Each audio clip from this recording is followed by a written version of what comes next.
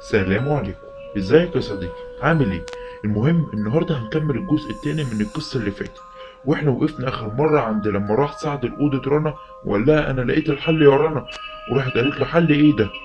قال لها هنحضر قرين ابوكي، وهكذا لغايه ما فضل يحضر الطلاسم وظهرت الحاجات، وفجاه لغايه كده احنا وقفنا.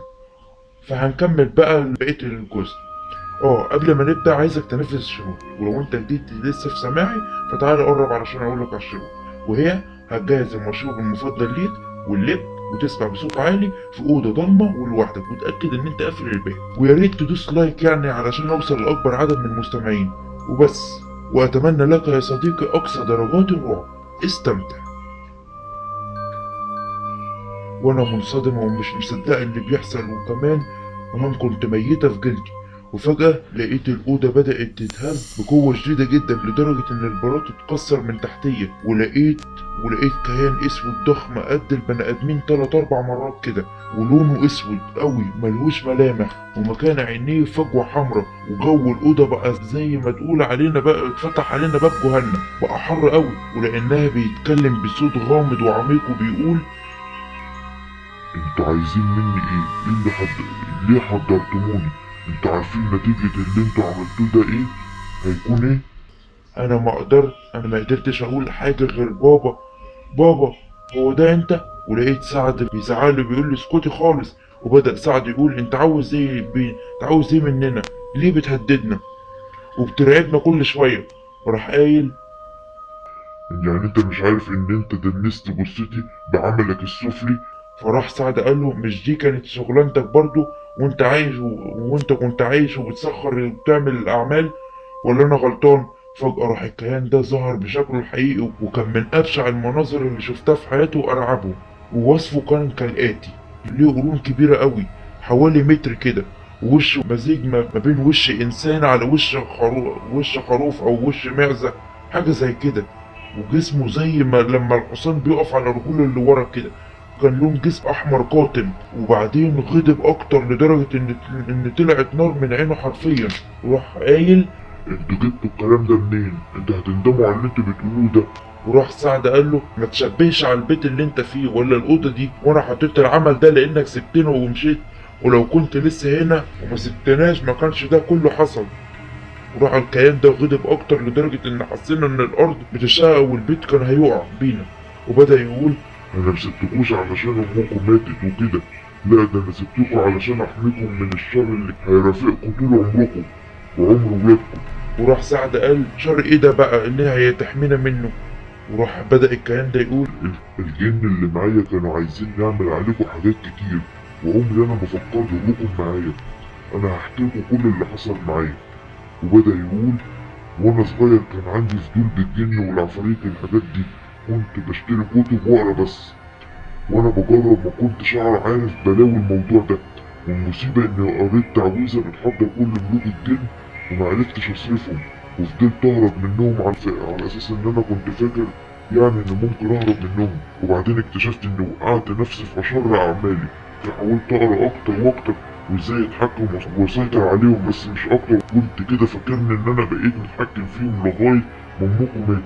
وبعدين اكتشفت اني واقف تقريبا قدام اقوى عشيرة من عشائر الجن السفلي، وعرفت انهم بدأوا يحاولوا يأذوكوا علشان اسمع كلامهم، وطبعا مستحيل اسمع ابدا بأي حاجة تيجي ناحيتكم. علشان كده قررت اني ابعد عنكم علشان اقطع اي صلة ما بيني وما بينكم. حتى قبل ما امشي حطيت على كل واحد فيكم طلسم علشان يحميكم من شرهم. وكل اللي كنت بفكر فيه ان ازاي ابعد عنكم. منكرش طبعا ان كنت ساعات بروح افك اعمال، مش بعمل اعمال زي ما انت كنت فاكر يا سعد بيه. عرفت بقى ان عمري ما استعملتهم في الشر، واني كنت بحاول احميكم. بس ده ما يمنعش انتوا لازم تصلحوا غلطتكم، ومش معايا انا بس، لكن مع كل واحد حطيته عمل في كفنه. وعلى فكرة علشان تكونوا عارفين، لولا الطرسم اللي عليكم كانت ارواح كتير اذتكم وانا اللي عملتهم فيها. وراح سعد قال: يعني انت عايزنا نروح المقابر ونطلع الجثث ونشيل الاعمال منها؟ وراح قال: ايوه، لان بموتي الطلسم اللي عليكم بيت المفعول، والعشائر اللي عاوزة تأذيكوا كمان قرين كل واحد حطيته فيه عمل هيأذوكم وهيخليكم تتمنوا الموت. انا عملت كل اللي عليا وهددتكم وخوفتكم علشان احميكم منهم. واعرفهم ايه الحل، لان ما كانوش هيجوا يقولوا لكم الحل خالص. وفي شرط تاني كمان، لازم الناس كلها تعرف اللي كنتم بتعملوه، يا يسامحوكوا بقى يا اما ما يسامحوكوش. انا ما عنديش حاجة تانية اقولها، انتوا حرين، يا تعملوا اللي قلت عليه يا هتبتدي اسود ايام حياتكم. وفجأة اختفى الكيان ده وابتديت أنا وسعد نبص لبعض مش فاهمين أي حاجة خالص. وفضلت أصرخ وأقول له أنت السبب، أنت السبب يا غبي، وديتنا في داهية، حرام عليك، إيه الحل دلوقتي، أنا مش عايز أموت. لقيته بصلي قوي وبيقول لي هو أنت مصدقة يا بنت التخريف اللي كان بيقوله ده؟ قلت له طبعا مصدقة وخايفة جدا. أنت إزاي مش خايف؟ قال لي واخاف من ايه، الارواح لو عايزه تيجي تيجي كلها، كل روح هتيجي عندي ليها 100 جنيه يحميني منها. انا سبته ومشيت ورحت اوضتي وفضلت احاول انام لان التفكير كان هيموتني، ولكن غلبني النوم في الاخر ونمت. وصحيت فجأة على صوت قطة بتنونو بشكل هستيري ومرعب، وصوت خربشة جامد. وقمت نورت النور ودورت في البيت كله مش لاقي اي حاجة، مع ان الصوت كان طالع من الأوضة بتاعتي. رحت قلبت الأوضة بتاعتي كلها ان الاقي حاجة ما لقيتش. بس لما ركزت وحاولت اعرف الصوت ده جاي منين، لقيت الصوت جاي من وسط الحيطة. وكل اللي جه في تفكيري ان القطة محبوسة في الحيطة وبتحاول تخرج. بس ايه ده مش قطة واحدة، ده صوت قطط كتير قوي. وفجأة النور قطع وصرخت بصوت عالي وناديت على سعد. وفعلا سمعت صوت حاجة جاية بتجري من اوضته لأوضتي. وقعدت اقول له يا سعد الحقني، انا خايفة قوي. فما ردش عليا، ورحت جبت التليفون وفتحت الكشاف، ويا ريتني ما فتحته. اللي شفته كان كلب اسود كبير، وفجأة قعد يقرب مني، وكل ما يقرب يكبر ويزداد حجمه، وكنت بشوف ملامحه أوضح أكتر، وعينيه كانت حمرا واسنانه بتنقط دم اسود. فضلت اصرخ وانادي على سعد لكن صوتي ما كانش بيخرج خالص. ما حسيتش بنفسي الا وسعد بيفوقني، قال لي مالك، في ايه، في ايه اللي بيحصل، فوق يا بنتي يا رنا. قمت حكيت له كل اللي حصل وقال لي ما تخافيش، انا هعمل جلسة تحضير وهعمل طلسم يحمينا زي اللي ابويا كان عامله. وهداني وقعدت اقرا قران ونمت، ويا ريتني ما نمت. المره دي صحيت علشان ما كنتش قادر اتنفس خالص، زي ما يكون في حاجه على وشي مخلياني مش عارفه اتنفس. وحاولت احرك ايدي واحرك جسمي ومش معرفتش، كانت كاني كنت مربوطه ومتربطه 100 حته. اتفزعت ودقات قلبي بدات تزيد، وابتديت اتحرك بسرعه اكتر، ولكن كنت سامع صوت زي فران وحاجه زي كده. وفجاه حسيت ان في ضوافر طويله بتخربش، لا دي بتقطع في وشي حرفيا، والدنيا ضلمه وانا مش شايفه حاجه.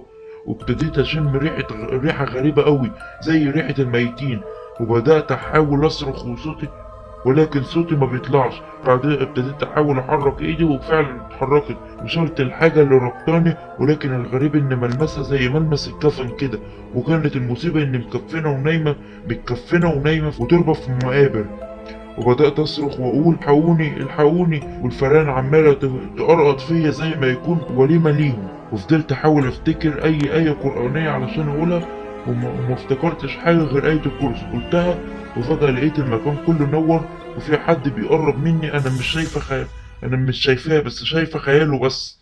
وسمعت صوت بيقول لي خلي أخوك يصلح اللي عمله علشان نرحمكم من اللي احنا بنعمله فيكم دلوقتي. ورجعت تاني الدنيا ضلمت، بس المرة دي لما فتحت عينيا وكانت المصيبة اني كنت نايمة في مشرحة المستشفى اللي احنا حطينا في الجثث بتاعتها الأعمال. وفعلا قمت ودورت على الدفتر سجل الموتى اللي خرجت من المستشفى، وخدت نسخة منه علشان مش فاكرة احنا حطينا الأعمال امتى والمين. ورحت البيت وصحيت سعد وحكيت له على كل اللي حصل معايا. دول مش هيسيبونا يا سعد، لو مش خايف على نفسك خاف عليا حتى. تعالى ناخد الأسماء دي والعناوين ونشيل الأعمال من الأكفنة بتاعتهم.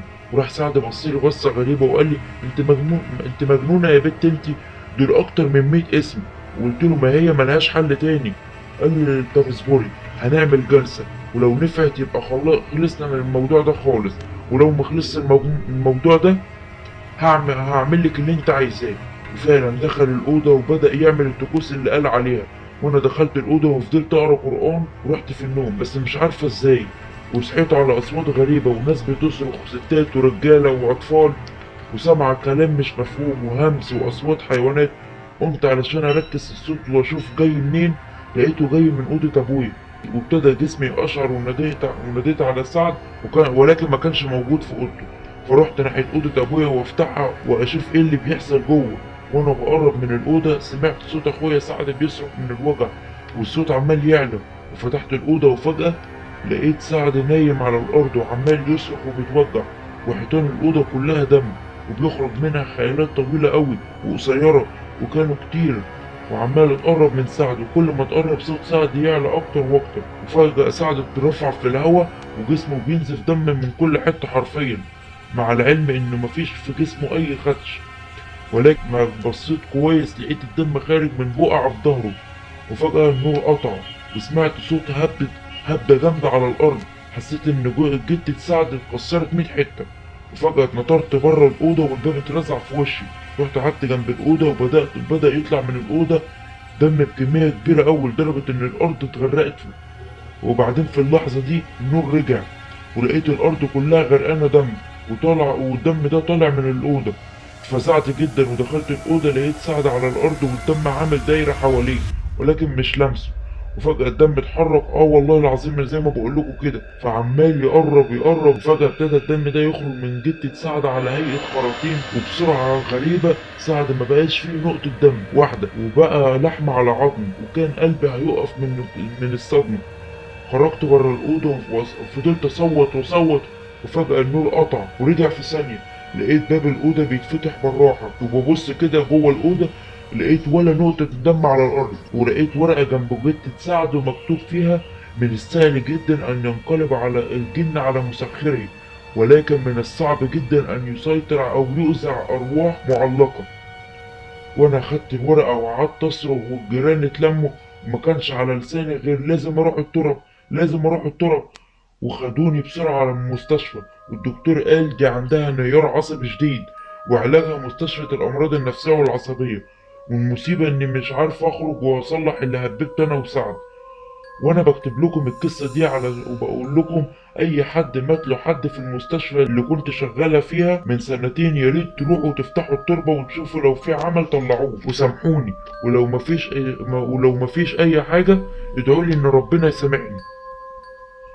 وكده يا صديقي يكون خلص الجزء التاني من قصة. وأشكرك يا صديقي على سماعك القصة، وياريت توصل صوتي لأكبر عدد ممكن من الناس، وده عن طريق اللايكات وكده. وبشكرك يا صديقي على سماعك القصة، وشكرا.